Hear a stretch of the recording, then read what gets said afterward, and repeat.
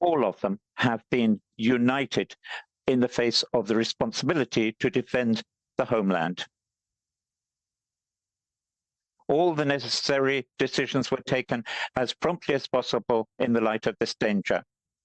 The defense of the constitutional order and the lives and security of our citizens. The organizers of this rebellion, cannot but understand that they will be brought to justice. Everybody understands that. This is criminal activity, which is aimed at weakening the country, and this was a colossal threat. From outside, we are threatened. However, the organizers of this rebellion have betrayed those people who were dragged into this organization. And this kind of suicide is precisely what the neo-Nazis in Kiev and the West wanted. They wanted Russian soldiers should kill each other, that servicemen and civilians be killed, and in the final analysis that Russia should fail. And they wanted our society to be fragmented, to be splintered. And they tried to take revenge for their failure at the front, but they slipped up. They made a mistake, especially with regard to the special services, which have maintained their oath to the country.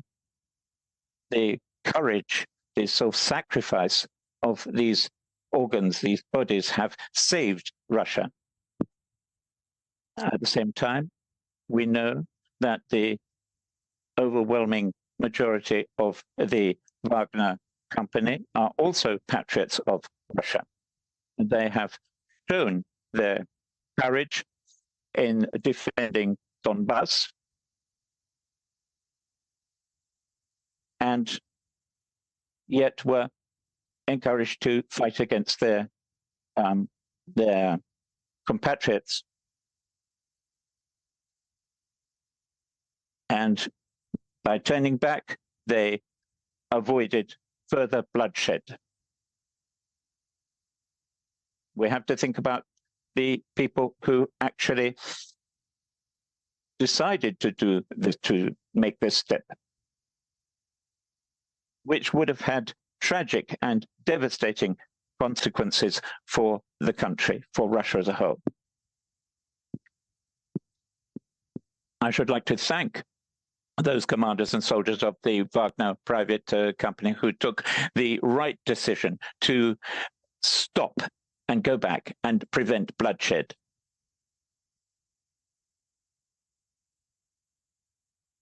And I urge everybody to make contact with the Ministry of Defense or go back to their homes.